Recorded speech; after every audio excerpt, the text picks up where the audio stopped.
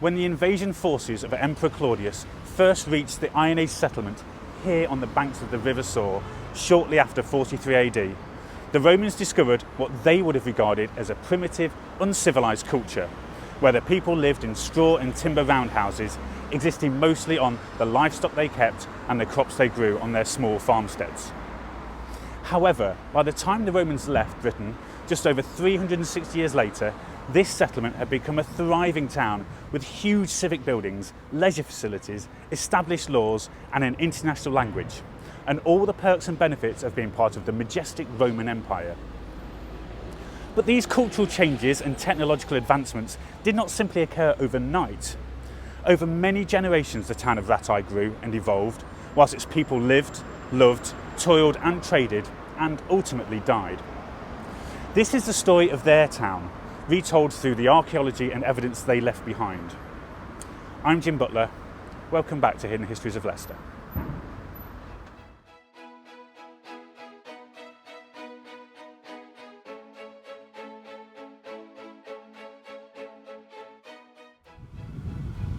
Whatever the personal feelings of the residents of the Celtic settlement to this invasion force, it appears that the Romans faced little or no resistance from the Corioltavi people. This is likely due to the decisions of the tribal leaders, in particular the local king of the Corioltavi tribe at the time, who was possibly a man called Tatisum. We can never know what threats, bribes or incentives were given to Tatisum and his ruling elite, but by facilitating a relatively peaceful sharing and transition of power, the Romans were effectively able to gain and maintain a significant military and economic foothold at the heart of the Corioltavi people, one which would benefit them across much of the area we know today as the East Midlands. However, that's not to belittle how difficult and challenging life must have been in the settlement that would have become known as Ratae Corioltavorum in those early weeks, months and years. To discover more of Leicester's fascinating Iron Age past, I refer you to episode 2 of Hidden Histories, titled Celtic Cultural Capital. But suffice to say, the settlement the Romans discovered, which they classed as an oppidum, was actually a well-established and thriving tribal capital along the eastern banks of the River Soar, and it was about the size of 11 football pitches. In later centuries, the Romans would establish a recognisable street pattern to the town, but in these early years, things were a lot less organised. With the established oppidum along the bank of the Soar, it appears the early Roman soldiers began to create their own settlement to the east in the area parallel to Churchgate, from Eastgates up towards Sandvigate, and to the north of the oppidum, erecting a wooden building towards Northgates and Soar Lane. There was soon also a military presence on the western bank of the River Soar, with a small fortlet being established close to the site of the former Pex building behind me, where the Manchester Road and Fossway would later converge.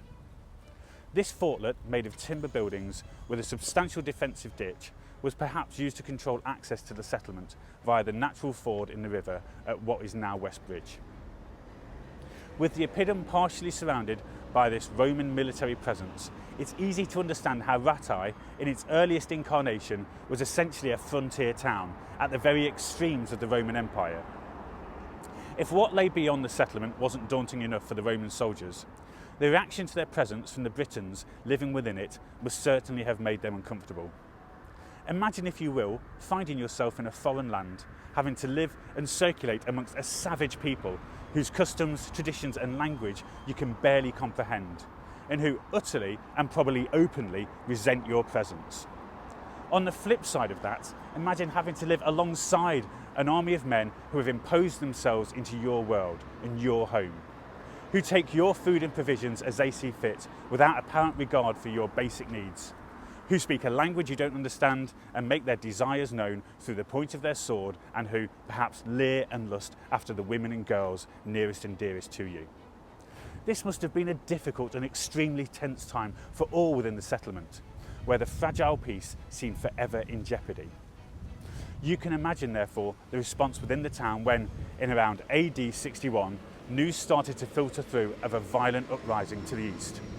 So follow me.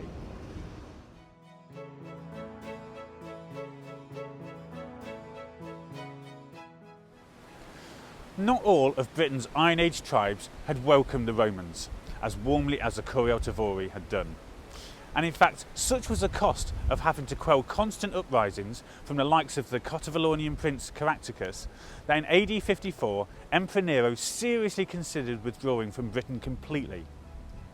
But with successive offences by the province's next two governors, Quintus Veranius and Suetonius Paulinus, against the Silures and Ordovician tribes respectively, and the subsequent bloodbath on Anglesey in AD 60, which all but wiped out the Druids and their religion, the Roman domination of the island seemed significantly more secure.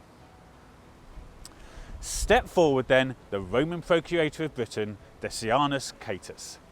Now, according to the Roman historian Tacitus, Catus was an aggressively greedy man who, fellow historian Cassius Dio claims, confiscated sums of money given by Emperor Claudius to the Celtic tribal leaders who hadn't opposed the invasion of Britain.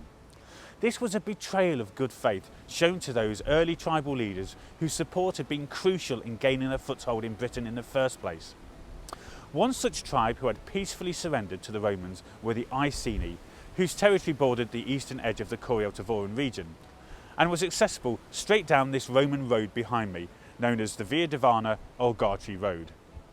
It led from Leicester a few miles to the west, all the way down to the Roman capital at Colchester.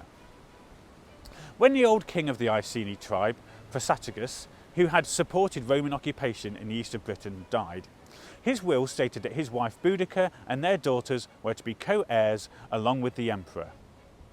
Catus, however, had other plans, blatantly ignoring the will, publicly mistreating the king's family and plundering their property. Then, when the royal family complained about this treatment, Boudica was brutally flogged and her daughters were viciously raped.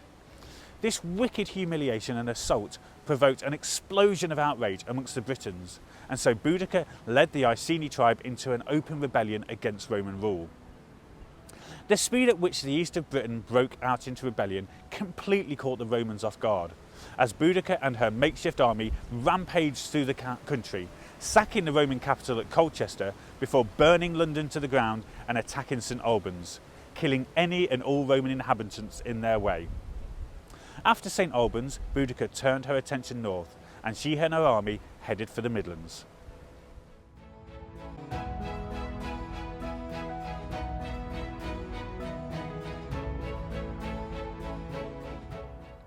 By the end of the Roman occupation, the Romans would build some 8,000 miles of roads across Britain, most of which were completed within the first 50 years of their arrival. One of the great advantages of this mammoth road network across the country was the ability to communicate quickly between settlements. So it's reasonable to conclude that within days of the uprising beginning, messengers from the Iceni-controlled regions in the east would have arrived in Leicester, probably travelling along the route of the Via Divana. Although initial responses to yet another uprising may have been muted, by the time Boudica and her army had destroyed 3 major Roman settlements and were headed north up Watling Street, both the Roman and Celtic residents of Leicester must have experienced a heady mixture of emotions. Perhaps excitement and elation from the Britons, with some maybe choosing to head south to join the rebellion, and fear and panic from the Roman population, faced with the decision to either stay in the town, protect their goods, but risk their lives in doing so, or flee and potentially lose all that they owned. For those fitful few days, you must have been able to almost taste the tension across the town. Just 10 miles south of Leicester along the Fosse Way stood the Roman settlement of Vonones. It is at this point often considered the very centre of Roman Britain, and now known as High Cross, that 2 of its major roads met. Running southwest from Exeter up to Lincoln in the northeast came the Fosse Way, whilst running from the southeast in London up to Wroxeter in Staffordshire came Watling Street. It was along this road, heading northwest from St Albans, that Boudica and her horde were to finally meet their demise at the hands of a significantly smaller but expertly and ruthlessly trained Roman military force, led by Governor Paulinus. Although the exact location of that final decisive battle, which could have signalled the end of Roman Britain, remains unknown, one of the possible suggested sites is close to this spot at Vonones, making it potentially a truly historic crossroads, both geographically and metaphorically. Amazing.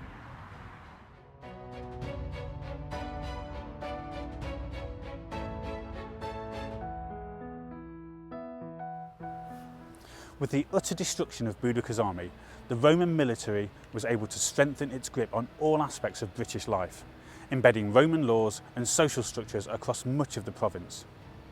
Through this period of the late 1st century, it appears that the Roman and former Corialtoran populations became more merged, with substantial Roman buildings now appearing within the area of the former Oppidum. One such building on Bath Lane even had its own bathhouse. This building, about the same size as the Jury Wall bath site, held a prominent position on the riverside, next door to the site of the very important Iron Age mint. One possible interpretation of this site is that it was the home of one of Leicester's early Roman leaders, or, quite possibly, a Roman villa with all the mod cons built especially for the Corialtoran leader, possibly as part of the peaceful transition of power in the settlement. Being offered a luxurious and opulent brick-built villa, complete with high-end decor and even central heating, after a lifetime in a drafty cold timber roundhouse, it's easy to appreciate why he might have thought, you know what, if you can't beat them, why not join them?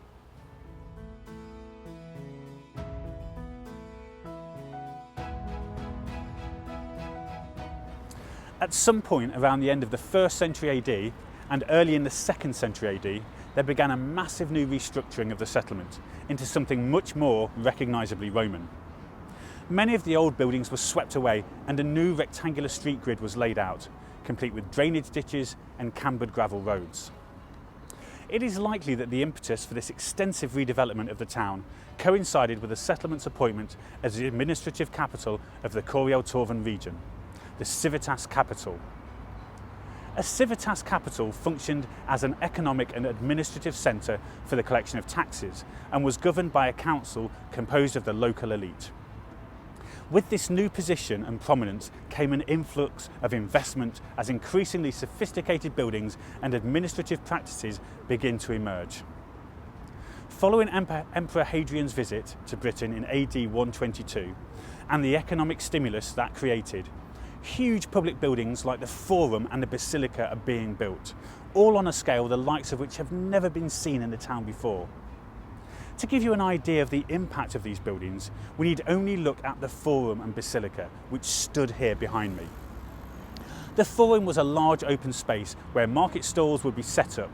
It was surrounded by colonnaded shops on 3 sides, with the huge administrative building called the Basilica on the 4th, on the northern end. When completed, this complex of buildings measured around 132 metres in length and 91 metres wide, larger than many football pitches. These buildings took around 50 years to build, which is a huge undertaking at the time and must have evoked the same sense of awe and wonder to the inhabitants of the town as medieval cathedrals and modern skyscrapers would in later centuries. Along with these new and massive buildings, the appointment of the town as the Civitas Capital also brought another crucial change to the settlement, a new name. But to discuss that, we need to return to the riverside. Follow me.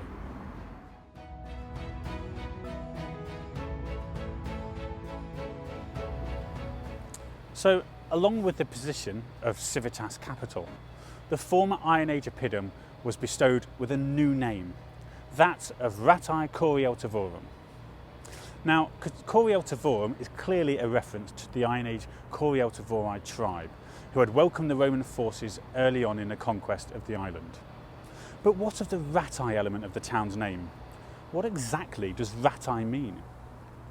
I have previously stated that the Ratae element of the town's Roman name references the pre-Roman Celtic word wraith, meaning earthen rampart, which has been the widely accepted view for decades. However, with the possible exception of a significant ditch around the site of the Iron Age mint on Bath Lane, no such sizable rampart has ever been unearthed, and so, although accepted, the evidence for the name's origin has always been somewhat lacking. However, in April 2020, the website romaneraNames.uk published a paper suggesting an alternate origin for the settlement's name, citing 16 other locations across the Roman Empire that all contain the Latin vat element in their place name, all of which being adjacent to waterways navigable by small boats. The paper concludes that Ratae could instead derive its name from its location on the River Soar, which was possibly the limit at which Roman-era boats could reach inland from the sea, either via the rivers Trent or Humber. To me, this explanation seems highly more likely given what we know about the river at this point in the history, and the settlement's geographical location and other comparable examples. Sadly, I doubt we'll ever be truly certain of where the element Ratae originates. But this new interpretation certainly does raise some interesting possibilities.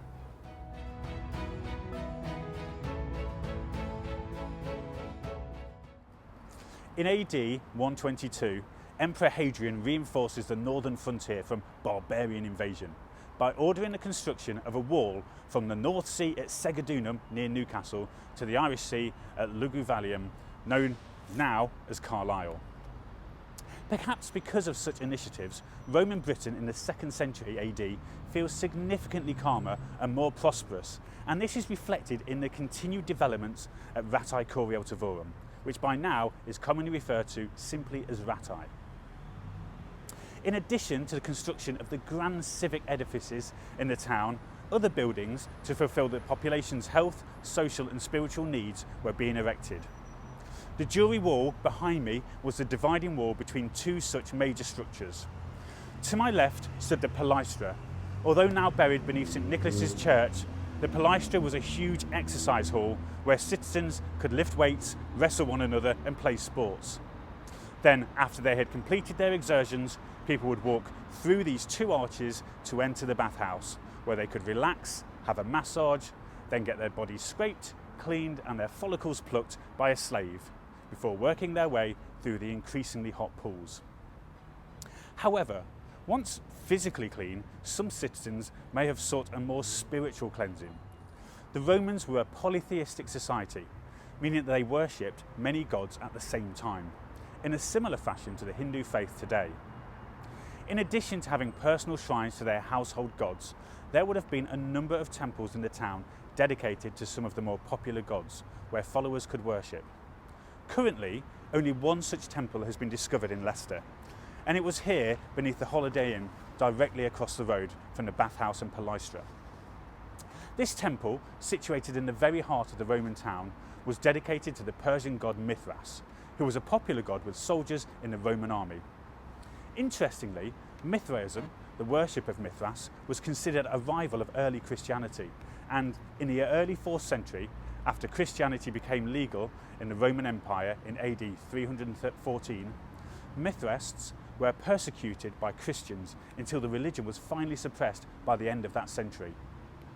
Could it be that Christians were upset by the fact that Mithras was supposedly born on December the 25th? Who knows? However, Mithras wasn't the only foreign god to be worshipped in Roman Leicester. A number of artefacts have been discovered across the town that highlight the everyday role of the gods in Roman life. These items include a silver ring depicting the god Mars, possibly guiding armies to victory. Surely this was once worn by a soldier. Part of a white clay figurine of the goddess Venus has been discovered.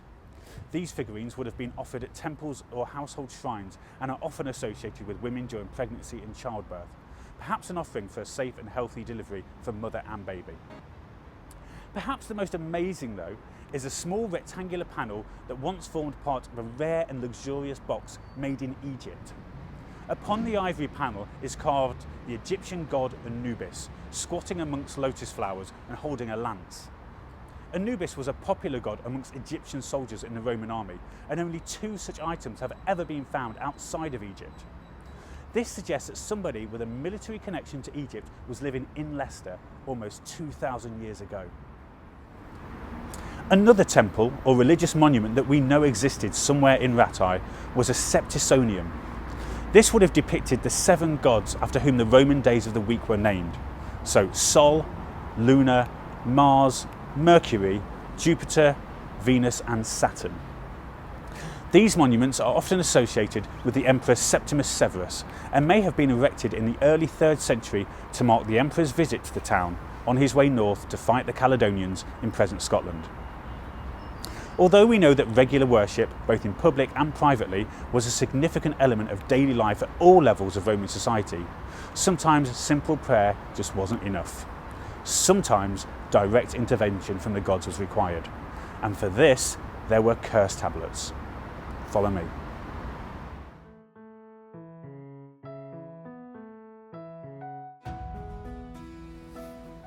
Throughout the Roman world, a popular way of seeking divine punishment of a wrongdoer was to write a curse, a plea to the gods requesting their intervention, often written onto a metal tablet and thrown into a sacred pool or hidden within a building. Behind me in the early 3rd century AD stood a majestic Roman villa built around a central courtyard. And it was from this site that 2 curse tablets were recovered, giving us the actual names of some of Leicester's early residents and a fascinating glimpse into everyday life. The first tablet is known as the Savandus tablet, which is the name of its author. Savandus appeals to, interestingly, the local Celtic god, Maglus, to take away the person responsible for the theft of their cloak from the slave quarters.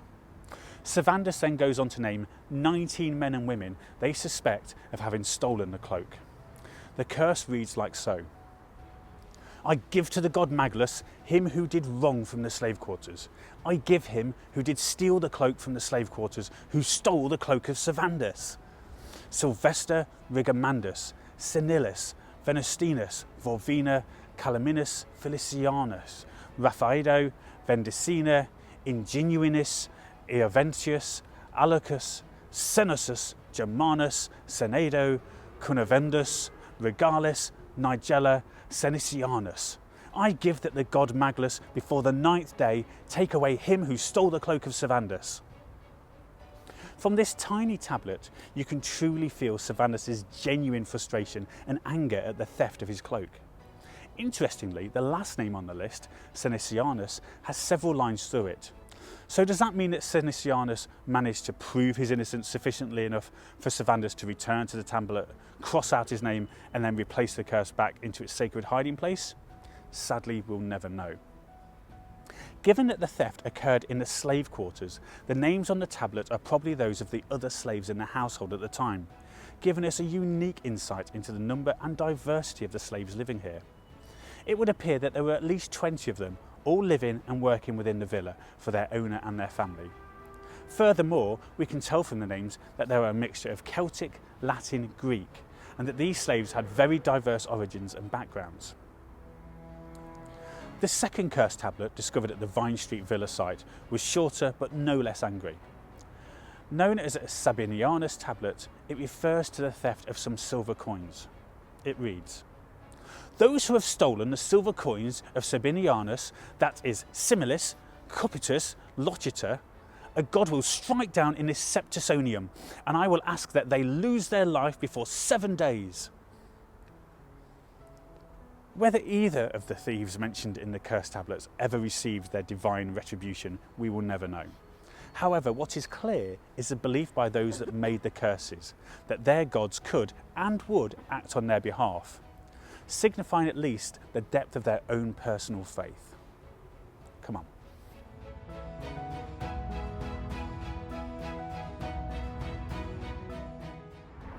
Regardless of where our Roman forebears sought spiritual nourishment, the need to eat brought them all together. From the many food remains found, we know that the people of Ratae enjoyed a varied diet. Locally grown produce like peas, beans, apples, plums and cherries, as well as barley and spelt wheat for making bread and porridge, were common. Wild foods would also be harvested, including hazelnuts, sloes, blackberries, elder and sorrel. And people could season their dishes with wild mint, coriander, mustard and opium poppy. The wealthy could afford imported food like lentils and dried fruit. Meat mostly came from domesticated cattle, sheep, goat, pig and fowl. But wild deer, hare, geese and duck were also hunted. Eels and herrings made up the majority of their fish diet, although oysters too were a common food, likely transported all the way from Essex. Shell fragments show that eggs were eaten, and it is also highly likely items like milk, cheese and honey were also consumed, but understandably no trace remains of these. Some foods like olive oil, wine and fish sauce were imported from across the empire in large quantities. They were transported in large pottery storage vessels called amphorae, the shattered remains of which can be found across the town. Along with other pottery discovered, it's clear that the people of Ratae were not only trading with other parts of the country like Warwickshire, Cambridgeshire, Essex and Dorset, they were also buying from France, Spain, Germany, Italy and North Africa. Fantastic! All of the mentioned ingredients would have been readily available, depending on the season of course, from the marketplace in the Forum at Jubilee Square behind me. However, if you didn't fancy eating at home, there were other options available. On this site beside me in Castle Street, there once stood a Roman delicatessen. From the remains found, it is clear that they sold food to go, or in today's language, street foods. From here, the people of Ratae could buy everything from local smoked meats to exotic imports such as figs, grapes and olives. And I don't know about you, but all this food talk is making me hungry. So let's move on.